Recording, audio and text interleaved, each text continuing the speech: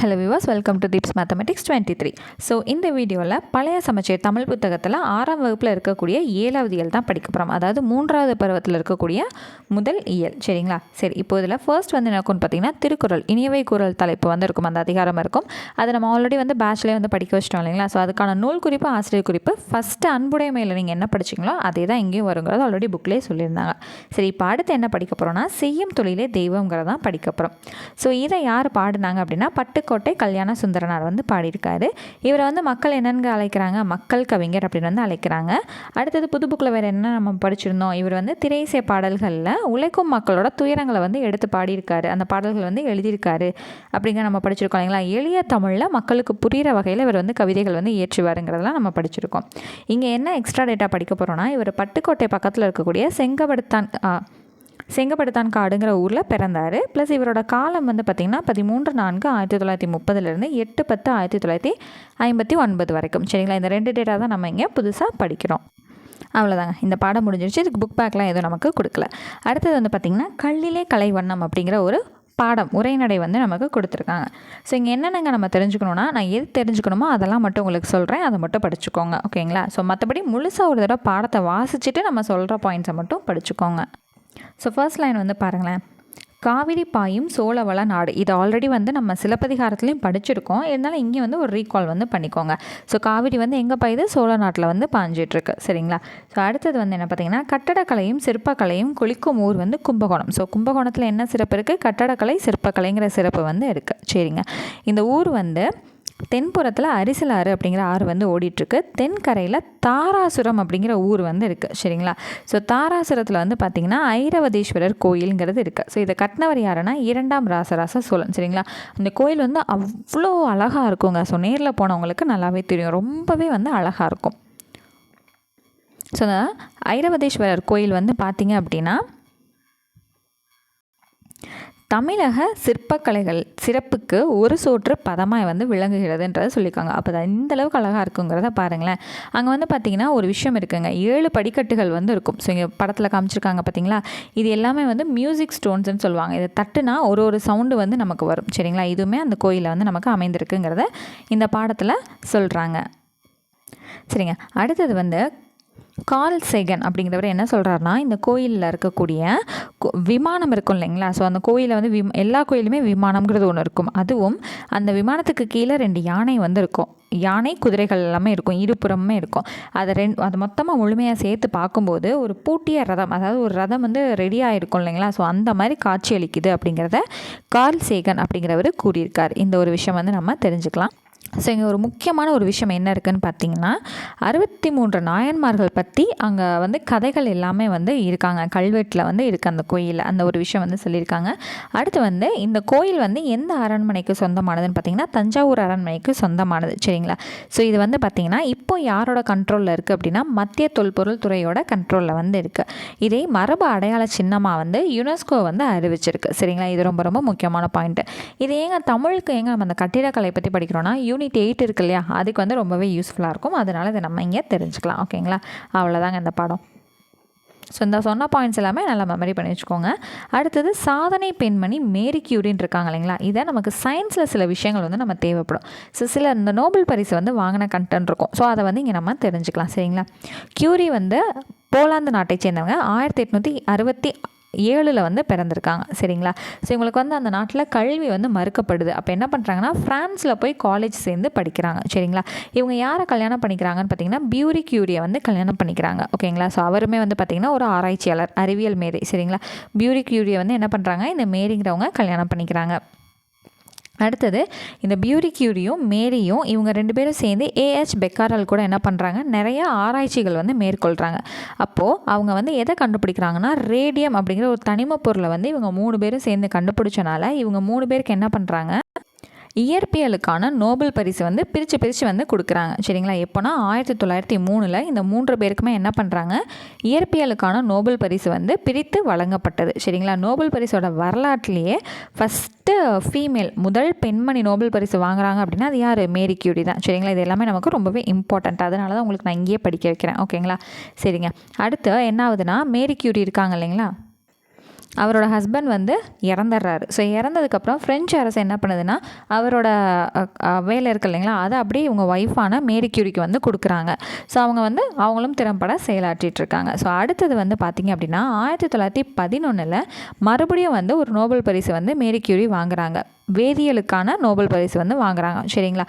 அடுத்தது இவங்களோட பசங்க இருக்காங்க இல்லைங்களா, அதாவது இவங்களோட பொண்ணு யாருன்னா ஐரின் அப்படிங்கிறவங்களும் இந்த பொண்ணோட ஹஸ்பண்ட் இருக்காங்க இல்லைங்களா, மருமகன் ஜோலியட் கியூரியும், இவங்க 2 பேருமே அடுத்து என்ன பண்ணுறாங்க, ஒரு நோபல் பரிசு வாங்குறாங்க. 1935 வேதியியல் ஆராய்ச்சிக்காக ஒரு நோபல் பரிசு வாங்குறாங்க. அப்போ ஒரே குடும்பத்தை சேர்ந்த நபர்கள் மொத்தமாக 3 நோபல் பரிசு வந்து வாங்கியிருக்காங்க. இதை இது வரைக்கும் யாருமே முறியடிக்கப்படலை அப்படின்னு வந்து சொல்கிறாங்க. சரிங்களா. ஸோ ஃபர்ஸ்ட் நோபல் பரிசு என்ன, ஒரு 3 பேர் வந்து சேர்ந்து வாங்கினாங்க இல்லைங்களா, மேரி கியூரியும் அவங்களோட ஹஸ்பண்டும் அதுக்கப்புறம் இன்னொருத்தவரும் சேர்ந்து 1903 இயற்பியலுக்கான நோபல் பரிசு வாங்குறாங்க. அடுத்து எந்த வருஷம் 1911 2வது நோபல் பரிசு வந்து மேரி கியூரி வாங்குறாங்க. அது எதுக்கு, வேதியியலுக்கு. சரிங்களா. அடுத்தது 1935 மேரி கியூரியோட பொண்ணும் அவங்க மருமகனும் சேர்ந்து என்ன பண்ணுறாங்க, ஒரு நோபல் பரிசு வேதியியலுக்கான ஆராய்ச்சியில் ஒரு நோபல் பரிசு வந்து வாங்குறாங்க. ஓகேங்களா. அப்போ ஒரே குடும்பத்தை சேர்ந்த 3 நபர் இல்லை, மொத்தமாக ஒரே குடும்பம் 3 நோபல் பரிசை வந்து வாங்கியிருக்கு. அவ்வளோதான். ஓகேங்களா. இது வந்து ரொம்பவே முக்கியமானது, நல்லா மெமரி பண்ணி வச்சுக்கோங்க. கண்டிப்பாக தமிழில் அந்த கொஷின்ஸ் வராதுங்க, ஜென்ரல் ஸ்டடீஸ்க்கு நமக்கு யூஸ் ஆகும், அதுக்காக தான். ஓகேங்களா. ஸோ இலக்கணத்தில் சில பாயிண்ட்ஸ் வந்து நம்ம தெரிஞ்சுக்கிற மாதிரி இருக்கும். இது வந்து பார்த்திங்கன்னா இந்த கொள் அப்படிங்கிறது இருக்குது இல்லைங்களா, இது என்ன பொருளை வந்து நமக்கு கேட்கப்படும்னு பார்த்திங்கன்னா பெரும்பாலும் ஐய பொருளை வந்து வரும்னு சொல்லியிருக்காங்க. சரிங்களா. இதை வந்து தெரிஞ்சு வச்சுக்கோங்க. அடுத்தது அளபடை. ஸோ அளபடைங்கிறது ஆல்ரெடி நம்ம புது சமச்சீரிலே படிச்சிட்டோம் இல்லைங்களா. இங்கே 2 அளபடை பற்றி வந்து நமக்கு கொடுத்துருக்காங்க. ஒன்று உயிரளபடை, இன்னொன்று ஒற்றளபடை பற்றி கொடுத்துருக்காங்க. சரிங்களா. ஸோ உயிரளபடைங்கிறது வந்து உப்புங்கிறது எப்படி தெருவில் விற்றுட்டு போவாங்க, உப்பு எப்படியா வைப்பாங்க, உப்பு அப்படின்னு தானே விற்பாங்க. அப்போ பின்னாடி என்ன வருது, ஊ அப்படிங்கிறது எத்தனை முறை வந்து எவ்வளோ இழுத்து சொல்கிறாங்க பார்த்தீங்களா. அப்போ அது வந்து ஒரு உயிர் எழுத்தாக இருக்கிறனால அது உயிரளபடை அப்படிங்கிறத இங்கே குறிக்கிறாங்க. சரிங்களா. ஸோ ரொம்ப டெப்த்தாக போகலை, சின்ன குழந்தைங்க இதை புரிஞ்சுக்கிட்டா போதுங்கிறதுக்காக இது லாஸ்ட்டில் உயிரெழுத்து வந்திருக்கு, அதனால் இது உயிரளபடைன்னு கொடுத்துருக்காங்க. ஓகேங்களா. சரி. அடுத்தது பொய். நீ வந்து பொய் சொல்கிற அப்படின்னு முடிப்பாங்களா, சின்ன குழந்தைங்க எப்படி இழுக்குங்க, பொய், அம்மா அவன் பொய் சொல்கிறான் அப்படி தானே இழுப்பாங்க. அப்போ அந்த ஈ அப்படிங்கிறது என்ன ஆயிருக்கு, இழுத்துட்டே வருதா. அப்போ ஈங்கிறது எங்கெங்கே இடம்பெறும், ஒற்றளப்படையில் வந்து இடம்பெறும். 10 மெய்யெழுத்து வந்து இடம்பெறும் இல்லைங்களா ஒற்றளப்படையில், நம்ம ஆல்ரெடி புது சமச்சீரில் படித்தோம். ஸோ அதனால் இது ஒற்றளப்படைப்பா அப்படின்னு வந்து சின்ன குழந்தைக்கு புரிய வைக்கிறதுக்காக இந்த மாதிரி வந்து கொடுத்துருக்காங்க. சரி. அடுத்தது வந்து பார்த்திங்கன்னா திணை அப்படிங்கிறது கொடுத்துருக்காங்க. ஸோ திணைங்கிறதுல 2 வகைப்படும் நமக்கு தெரியும், உயர்திணை அக்ரிணைன்னு 2 இருக்குன்னு தெரியும். சரிங்களா. ஸோ அதை பற்றி கொடுத்துருக்காங்க. உயர்திணைனா மனிதர்களை மட்டும் குறிக்கக்கூடியது உயர்திணை, மனிதர்கள் அல்லாமல் பிற உயிரினங்களையும் உயிரற்ற பொருள்களையும் குறிக்கக்கூடியது அக்ரிணை. இது நம்ம ஆல்ரெடி படிச்சிருக்கோம் இல்லையா. ஸோ இது அவ்வளோதான். அதுக்கு எக்ஸாம்பிள்ஸ் வந்து சில இது கொடுத்துருப்பாங்க. அடுத்து பால் அப்படிங்கிறது எத்தனை வகைப்படும், 5 வகைப்படும் இல்லைங்களா. ஸோ என்னென்னா ஆண்பால், பெண்பால், பலர்பால், ஒன்றன் பால், பலவின் பால்னு சொல்லிட்டு 5 வகை இருக்குது. சரி. அடுத்து ஃபுல்லாகவே வந்து சின்ன பசங்களுக்கான செயல்பாடுகள் அந்த மாதிரி தாங்க இருக்கும். கிளாஸில் வந்து இந்த மாதிரி இதை வாசிச்சு காட்டு, பேசி காட்டு, இது என்னென்னு படித்து உணர்ந்துக்கோ, அந்த மாதிரி வந்து குட்டி பசங்களுக்கான கண்டென்ட் தான் இருக்கும். ஸோ நமக்கு அடுத்து வந்து எங்கே இருக்குன்னு பார்த்தீங்கன்னா 15ஆம் பக்கத்தில் வந்து அடுத்து இருக்கும்.